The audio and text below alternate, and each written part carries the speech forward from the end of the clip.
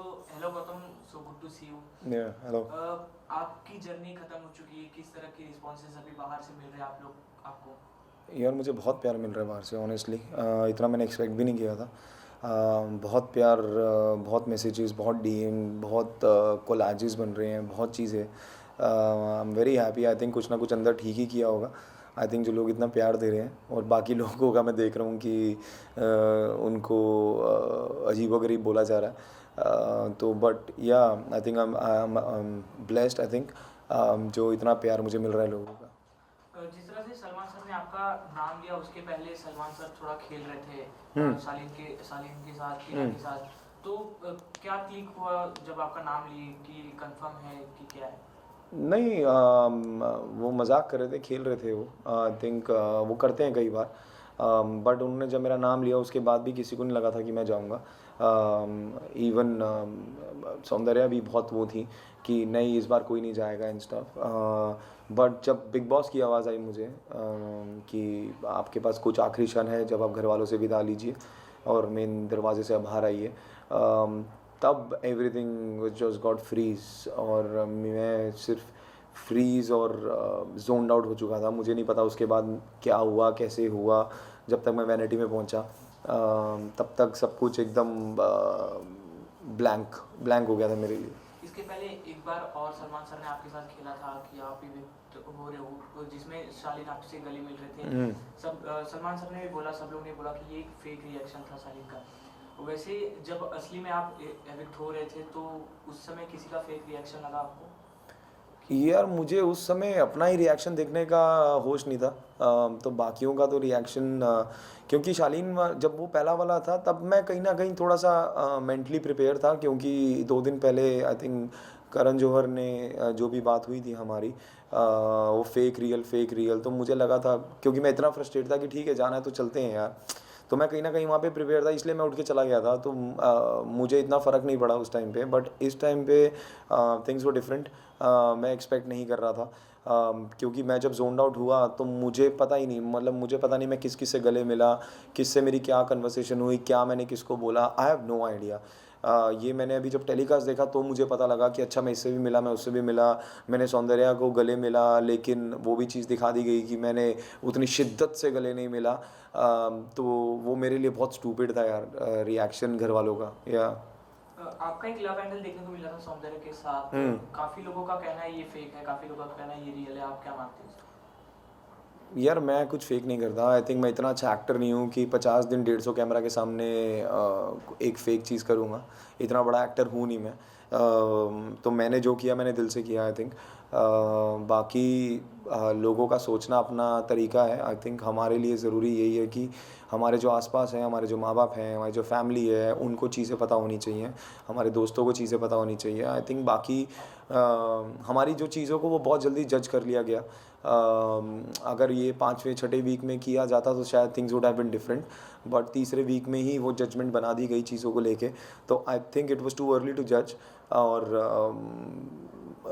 तब से 3 हफ्ते तक मैं यही पॉइंट प्रूव करे जा रहा था, और मुझे ये भी नहीं समझ आ रहा था कि ये इतना बड़ा मुद्दा क्यों है। ये दो लोगों की पर्सनल बात है।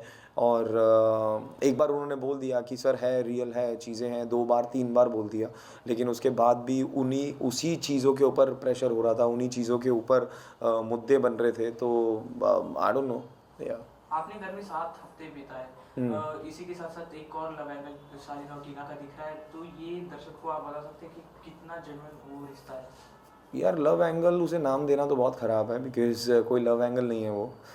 It's all on for camera. वो तो पहले दिन से सब घर वालों को भी पता है, जनता को भी दिख रहा है वो बाहर, कि the way Shalin behaves, the way Tina behaves. I think वो दोस्ती है। आई थिंक दोस्त हैं, वो अच्छे दोस्त हैं, बन गए होंगे अच्छे दोस्त अब तक। बट लव एंगल नहीं है वो, किसी भी एंगल से लव एंगल नहीं है कि आप बोलते कुछ हो, करते कुछ हो। आपकी चीज़ें कुछ और पोर्ट्रे हो रही हैं, आपकी हरकतें कुछ और दिख रही हैं। मेरे हिसाब से वो जेन्युइन नहीं है। It's all fake, it's for the camera, it's for the PR strategies. यही मेरा मानना है। आपने ये सोचा था आप इतनी जल्दी एविक्ट हो जाओगे? मैंने नहीं सोचा था यार, किसी ने भी नहीं सोचा था। तभी I think I am still try to absorb that thing. मुझे लगा नहीं था कि मैं इतनी जल्दी जाऊंगा या इतनी जल्दी चीज़ें होंगी, क्योंकि अभी तो बहुत कुछ बचा था, बहुत कुछ करना था। 7 हफ्ते ही हुए थे, 50 दिन हुए थे। तो बहुत बहुत बहुत चीज़ें बची थी आई थिंक, और वो कहीं ना कहीं मुझे क्लोजर नहीं मिला। कुछ मुद्दे अधूरे रह गए अंदर। आई थिंक जब तक वो पूरे नहीं होंगे तब तक वो अंदर वो हलचल रहेगी। आपके हिसाब से कौन था जो आपसे पहले इविक्ट होना चाहता था या मीन्स हो सकता था? यार बहुत लोग हैं अंदर। आई थिंक अंकित हैं, सुम्बुल हैं, MC स्टैन है, इवन फॉर दैट नेम से एक निमृत है। क्योंकि वो क्या ही कर रही हैं अंदर, वो सिर्फ इधर उधर सहारा लेके बचे जा रही हैं हर वीक। उन्होंने ग्रुप पकड़ लिया उसी के सहारे से।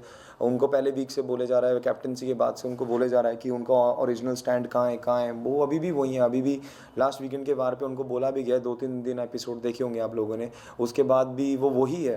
तो I don't know, I think there are lot of people inside जो they don't deserve to be in the house and they are still there. I like people like Priyanka, Archana, Shiv. At least वो स्टैंड तो ले रहे हैं अपनी चीज़ों का, एटलीस्ट वो सामने से खेल रहे हैं। अगर फेवरेटिज्म चल रहा है तो वो कर रहे हैं, अपनी चीज़ों पे खेल रहे हैं। तो ऐसे लोगों का के लिए आई थिंक बिग बॉस बना है यार, कि अगर भीड़ का पार्ट तो आप बाहर भी बन जाते हैं यार। बिग बॉस में जुड़ने का मतलब ये है कि आप अपनी इंडिविजुअलिटी दिखा सकें, अपना स्टैंड दिखा सकें। अगर आप वो भी नहीं दिखा पा रहे जस्ट बिकॉज गेम में रहने के लिए कि आप फेमस हो जाएंगे, आपको पैसे मिलेंगे और व्हाटएवर, उसके लिए अगर आप अपने आप को ही भूल जाएं तो वो भी क्या गेम करोगे आप। लोगों का मानना ये भी है कि आपका इविक्ट होने का एक ये रीज़न था कि आप प्रियंका से ज़्यादा दोस्ती कर रहे थे या प्रियंका के ग्रुप में गए, तो ये इसमें कितनी सच्चाई है? आई थिंक प्रियंका का कोई ग्रुप नहीं है। प्रियंका का ग्रुप सिर्फ प्रियंका और अंकित है। और मैं किसी ग्रुप का पार्ट नहीं बना शुरू से, और ना ही मैं ग्रुप में मैं भीड़ का पार्ट भी नहीं बनना चाहता, ना ही मैं कभी बनाऊँ अपनी ज़िंदगी में, चाहे वो बिग बॉस के घर में हो चाहे बाहर हो। आई थिंक मेरे को जो लोग अच्छे लगते हैं, जेन्युइन लगते हैं, I just talk to them. उसमें ग्रुप का पार्ट, भीड़ का part, I don't understand all that.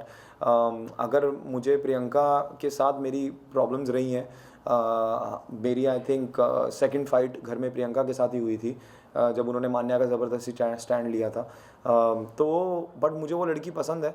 I think वो कहीं ना कहीं अपनी स्टैंड ले सकती है, उसमें वो दम है अपने मुद्दों को सामने रखने का। वो किसी को प्लीज़ करने के लिए बिग बॉस में नहीं आई, इसलिए मुझे वो कहीं ना कहीं पसंद है लड़की। और I really appreciate her as a individual. लेकिन ऑफ कोर्स वो कहीं ना कहीं भटक जाती हैं कि वो अंकित के बारे में सोचती हैं ज़्यादा, और ताकि उनको समझाया भी गया है, उनको बताई भी बहुत चीज़ें गई हैं, उसके बावजूद भी अंकित को बचाने के लिए अगर आप अपनी गेम ख़राब कर रही हैं, अपनी चीज़ें ख़राब कर रही हैं, तो वो उनका पर्सनल कॉल है। बट मेरा यही है कि मुझे जो लोग पसंद हैं या जिनसे मुझे बात करना पसंद है, आई थिंक मेरे लिए I just go and talk to them.